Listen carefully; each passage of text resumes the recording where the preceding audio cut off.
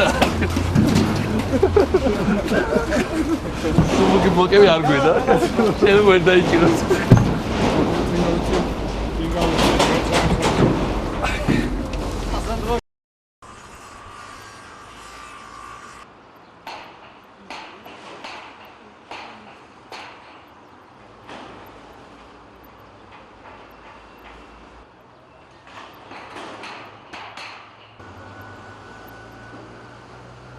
მე ვთქვი რომ მე ვიქნები ამის ხელმძღვანელი და მე მინდა ხელმძღვანელი ვიყო არა მხოლოდ როცა დაინტანთოდე, არამედ შენებლობის პროცესშიც მიიღო მონაწილეობა. თული არა, დღეს ბეტონი დავასხით, დღეს ბლოკები გამტვირთეთ, რამდენიმე გადმოტვირთეთ, რამდენიმე მანქანა ბლოკები, ხედავთ ამეებს ტვირთავთ და ასევე პატარ-პატარა სამუშაოებში მიიღეთ მონაწილეობა შედუღებაში მათ შორის.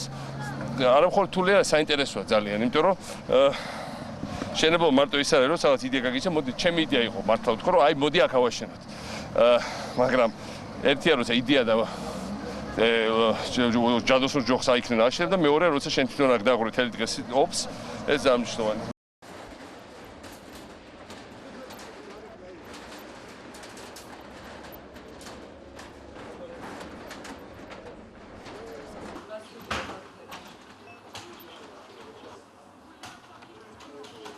აგვარი ხარ? რომელი მიკრორაიონია ხარ? მერვედან ჩამოხვიდე?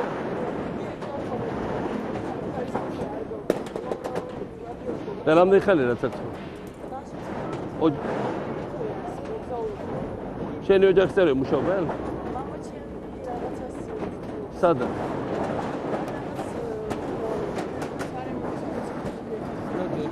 სარემონტო შენებელია? და როგორ აღმოჩნდა გალში?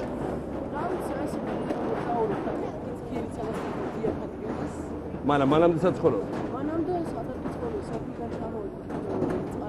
და რამდენი ხალხია ოჯახში? ჩვენ 7 ბავშვი. რომელი სოფლიდან ჩამოხვედი? 7 ბავშვი. მე 7 და უფროსი რამდენი ყველაზე მეტი შენ ახლა ყველაზე უფროსი? დედა არ მუშაობს ხო? დედა ოჯახს ურ? რა მაინტერესებს და განმზადება ქონდა რაღაც მამაშენს რომ საიდან ისწავლეთ მალე?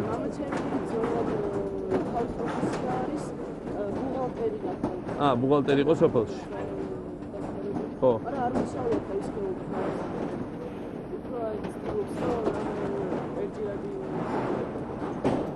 ძალიან ბევრი ეგეთი ოჯახი, მაგრამ კარგი რაცაა რომ რაღაცა უნდა მეტი შესაძლებლობა გაუჩნდა აი მამაშენის ადამიანებს რომ სულ მუდმივად დასაქმებული უნდა იყოს. და სულ უფრო მეტი ხელფასი. ეხლა დაახლოებით აი თვითონ სამუშაოდ რამდენი საკეთებს რა? არის არა, არის სტუდენტი დღეში. სოციალური. რამდენი საკეთებს სოციალურ დახმარებას?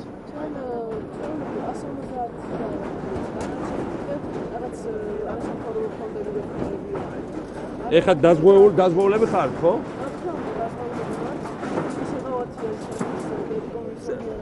რომელ სკოლაში ხარ?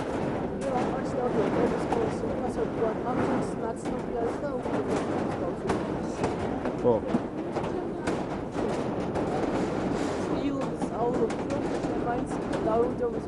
შენ უნდა ისე ისწავლო, რომ საერთოდ გაჭირვება თემა დაგავიწყდეს საერთოდ, ხო? იმიტომ რომ სხვა შორის აი ეგეთი ოჯახიდან როგორც შენ ახალ ბევრად უფრო მაგარი ხალხი გამოდის ის ტრადიციულად ვიდრე ჯედიკოს ბიჭები, რომელიც ყველაფერი გამზადებული აქვს, რა? ახლა რა მაგარი ბიჭი ხარ, ვაშკაცური შეზახე რამდენი წელი ხარ? ხო და შენ დადგები ყველაფერი. შენ უნდა იყოს ეს ქვეყანა და არა ვიღაც სხვას. არა?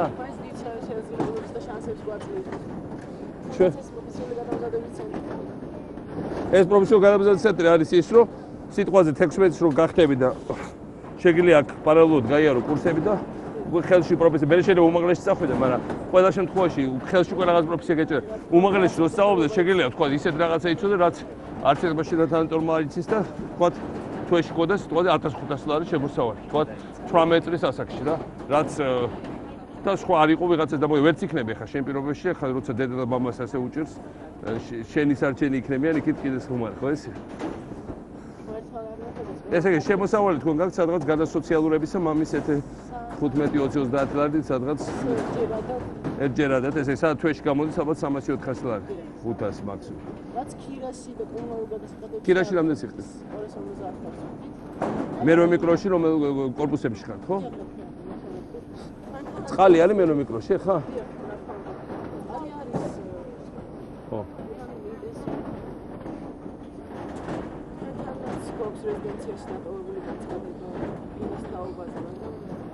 ეხა ვიწყებთ სოციალურ საცხოვრისს, რატო არ გეთხოვეთ თუ 7 ხართ?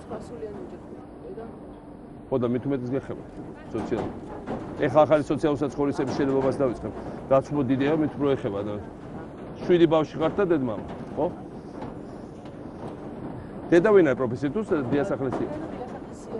ეკონომიკურზე სწავლობდა და ოჯახის შექმნის გამო აღარ გააკეთა.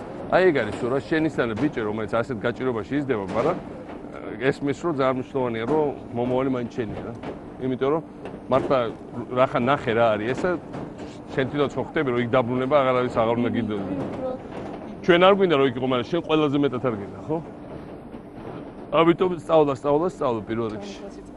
ჩვენ ყველაფერი შეგეწევთ ხელს. ეხა ეს სასწავლებელი იმიტომ მოიყვანეთ აქ რომ მე რომ მიკრორაიონიდან წარმოიდგინე ეგ რო იარო კიდე სამარშრუტოდ სადღაც ქალაქის ცენტრში შეუძლებელი იქნებოდა რაღაც გაკეთება, ხო და აქ გვაძლევს შანსს რომ პირდაპირ სახთან გვერდზე იყო და მინიმუმ პროფესია ითვისო სახთან გვერდზე. პროფესიას რო ითვისო იმდენი მშენებლობებია გარშემო თუნდაც. და მე უმაღლესი შეგიძლია ჩვეულებრივ ჩააბარო, მაგრამ პროფესია გქონდეს რა ხელში. ყველა თქვაჩოც რაღაცა რაც იყო კარგი ხოლმე, მაგრამ ეს ყველაფერს უგულმაკეთებენ კომუნისტების შრომის სემესტრები რაღაცა რო იყო, იდეა ის იყო ჩადებოდა შრომითი უნარები გაგებითე. მე რა თქმა უნდა ფორმალურად იყო ეს ყველაფერი, მაგრამ საბაზრო ეკონომიკაში ფორმალურად აქ შემდგომია და 3 და 5 ვარამდე ხდება. აი წარმოიდგინე, მომოწეს აქ რო ჩააბარო. 16 წელს ხო შეიძლება ჩააბარო.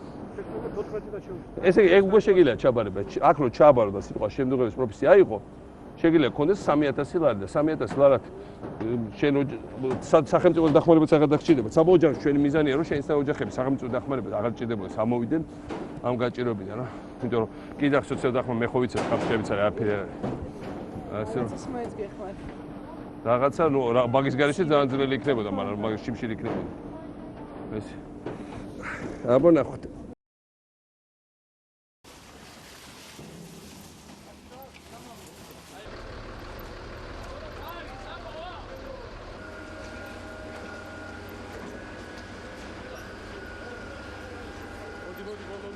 ადამიანს შეუძლია თავისი წვლილი შეიტანოს მშენებლობის ძიმა პროცესში. გაუსახმულია დიმიტრი ცოტათ. ბატონო, ხე რამდენ ხანს აპირებთ აქ დარჩა? შევობს აქ ბატონო. რამდენი ხანი აპირებთ კიდე აქ დარჩა? კიდევ ვიქნები ცოტა ხანი, მაგრამ ყველაზე დიდი გამოცდილება არის კი არა მარტო რომ შენებლობა ეს ხალხი რა რომელიც აქ მუშაობს, იმიტომ რომ მთელი ეს პერიოდი ვესაუბრებ ყველას. და ესენი არიან უმეტესობა ქირაობს ბინას. ძირითადად დასავლეთ საქართველოს ჩამოსული ხალხია. და ყოველი თვიური შემოსავალი არის ზოგადად 5, 7, 800, 900 ოჯახი ბინა არა შემოსავალი მუდმივი არა გარდა იმისა რაც საქართველოს. ამიტომ ჩვენი მოვალეობა მართლა რომ ეს შეერებელობები არ გაჩერდეს. ყველაზე დიდ კოშმარად მახსენდება კრიზისის დროს ყველაფერი გაგვიჩერდა. იმიტომ რომ წარმოიდგინეთ, აი ყოველ დილას არის ხალხი იღვიძებს სადღაც აქ წასვლა. აი ზეგრო აღარ ქონდეს სამსახური. და ყველაფერი გაგვიჩერდეს. აი მე არ ვიცი რა მოხდება. ამიტომ ჩვენი შენებლობები ეს უბრალოდ არა სტატისტიკა კი არა, ეს არის უამრავი ძალიან გაჭირებული. ამავე დროს ძალიან შრომელი და დღეს ნახეთ ჩვენ ყველა მეთქე რა შრომაც არის. ეს ჩვენ თუნდაც რამდენიმე საათიანი, მაგრამ ძიმე შრომა ამათთვის ყოველდღიური, ყოველთვის პარი დღეს დიდად საღამომდე თქვენი ცნო თელ ობიექტებს გამღვებითაც ვაშენებთ. ჩვენ უნდა ვისწავლოთ უფრო რაციონალურ შენებლობა, მეტი მშენებლობა უნდა გქონდეს, მეტი ხელფასება უნდა გქონდეს ამ ხალხს. და გაჭიროება ერთხელ უნდა დავიწყოს. აქ არ უნდა იყოს რომ ამ ხალხს როდისმე არ აქვს სამსახური. აი ეს არის ჩემი ამოცანა. ყველა რა თქმა უნდა შენებლობაზე არ ემუშავებს, ტექნიკუმ სასწავლებელი გამოუშვებს ტექსტილის სამკერვალო ფაბრიკების სპეციალისტებს, გამოუშვებს სხვადასხვა სფეროს ინჟინერებს, გამოუშვებს მძიმე ტექნიკის ოპერატორებს. ეს ის ყველაფერი რაც არის ეხლა დღეს ბაზარზე გასავალი რაც აქვს. ამიტომ მიხარი რომ ბევრი ბავშვი აქ ვიტყვი საბოლოო ჯამში ამათთვის არის. გეკეთება იქო? სპორტ ტექნიკუმი ამათ საერთოდ შევცვლით ყველა. სასწავლებელი იყო მარტო ცენტრში, პრესტიჟი იყო ცენტრში, აქ ისეთი პრესტიჟული იქნება ეს რომ აქ არა გამოშვებული ადამიანი 100% დასაქმებოდა. ეს არის პრესტიჟი ხო საბოლოო ჯამში?